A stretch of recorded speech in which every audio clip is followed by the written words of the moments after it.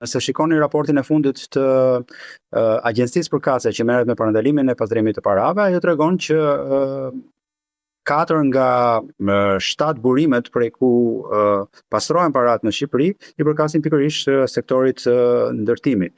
Sikurse dhe rastet që janë identifikuar, pra flasim vetëm për ato që identifikohen nga struktura shtetërore, kanë mësuar një rritje të konsiderueshme nga viti në vit. Pra vitin e fundit 2025 të dhënat janë rreth 8% më lartë se sa një vit më parë. Gjë që tregon që fenomeni kursesi nuk është i izoluar në raste të caktuara, por është kthyer në një lloj sistemi i cili ka funksionuar deri tani dhe ka mundësuar këtë realitet me cilën ne përballemi sot.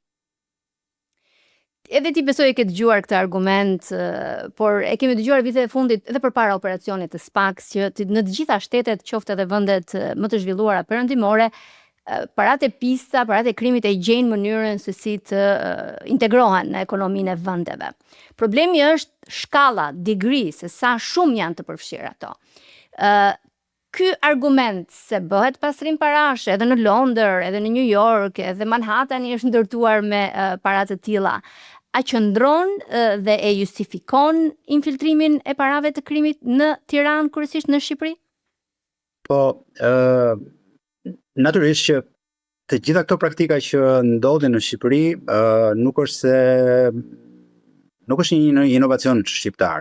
Janë praktika që janë më përpara i kanë përdorur edhe shtetet e tjera, kanë ndodhur edhe në shtetet e tjera, dhe që mekanizmat njihen, janë relativisht të thjeshtë, nuk është se ka ndonjë mekanizëm shumë sofistikuar që ndodhet për sa i përket këtyre procedurave.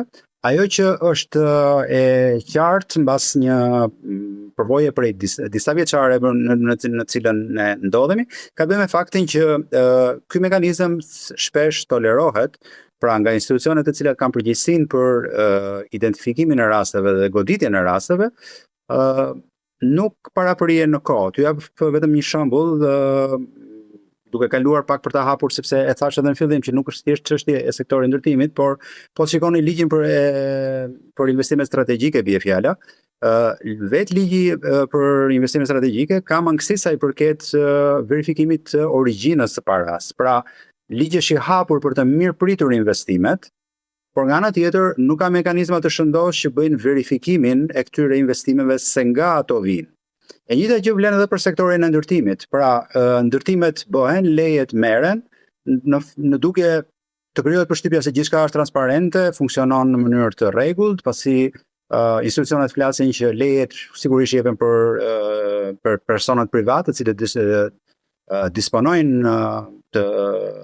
disponojnë tokën ose terrenin ku bëhen këto ndërtime, pse jo edhe në toka publike, por nga ana tjetër nuk bëhen verifikime paraprake se nga vjen burimi i këtyre parave me cilat kryhet ky ndërtim. Për të parë intervistat e plota të Ilva Tare Talks, sigurohuni të bëni subscribe, abonohuni në kanalin e YouTube dhe qëndroni të përditësuar për episodet e reja çdo javë.